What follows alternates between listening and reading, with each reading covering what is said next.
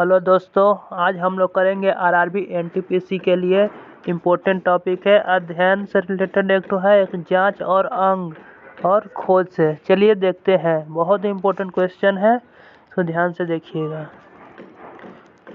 अध्ययन का विषय और विषय का नाम। तो देखिए, पहला पक्षियों का अध्ययन। पक्षियों का अध्ययन क्या कहलाता है? तो ऑर्निथोलॉजी। ठीक है। उसके बाद पर्यावरण का अध्ययन। पर्यावरण का अध्ययन क्या कहलाता है? तो इकोलॉजी। वैसे ही जीवाश्म का अध्ययन। जीवाश्म का अध्ययन क्या कहलाता है? तो पेलियोबायोलॉजी। ठीक है।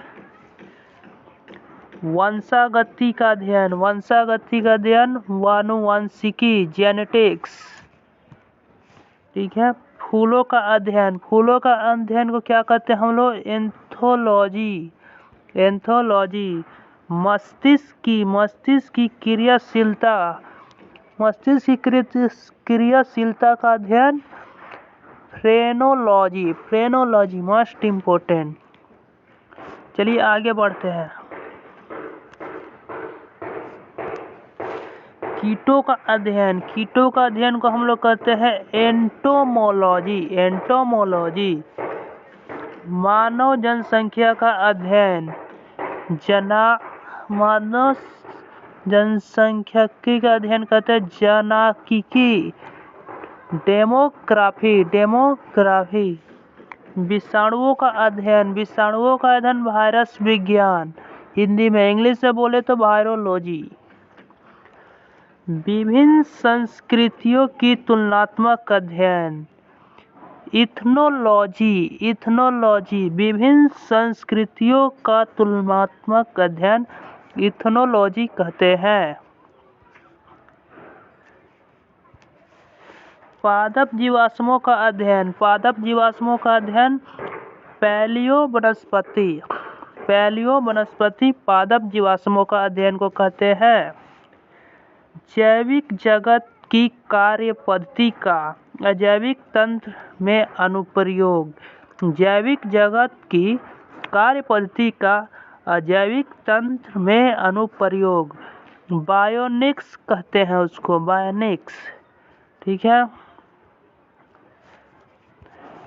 वृद्धावस्था का अध्ययन। वृद्धावस्था का अध्ययन को जेरोंटोलॉजी कहते हैं, जेरोंटोलॉजी।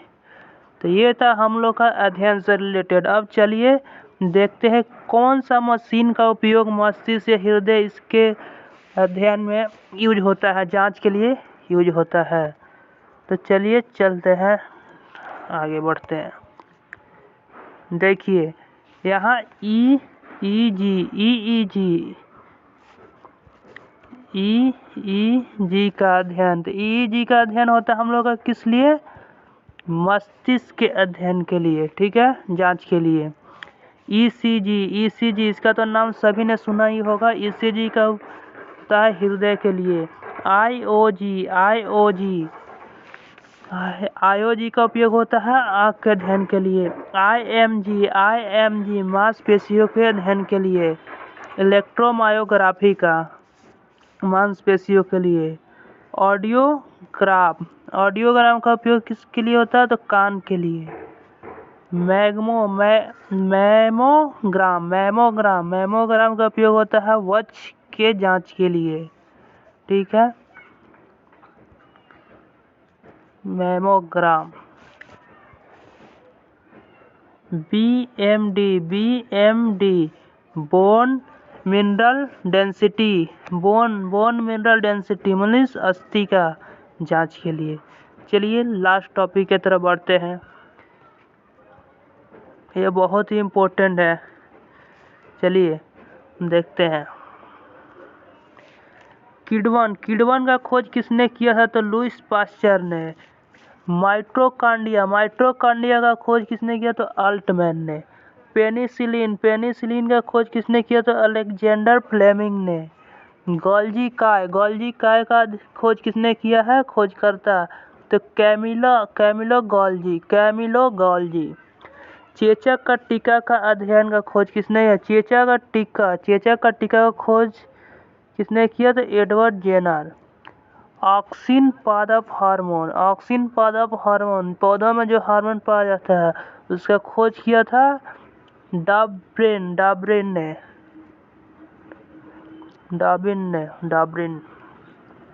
चलिए, विटामिन का खोज किसने किया था? फंक ने। जिब्रेलिन पादप हार्मोन पौधों का ये हार्मोन है तो कुरोसोवा ने। जिब्रेलिन पादप हार्मोन का खोज किसने किया? तो कुरोसोवा ने। कोशिका सिद्धांत का प्रतिपादन किसने किया? तो स्लेडन एंड स्वान ने। चलिए, थैंक यू वेरी मच। अगर आपको ये वीडियो अच्छा लगा तो लाइक कमेंट जरूर करें और अपने दोस्तों के साथ शेयर करें। Thank you very much. जय हिंद।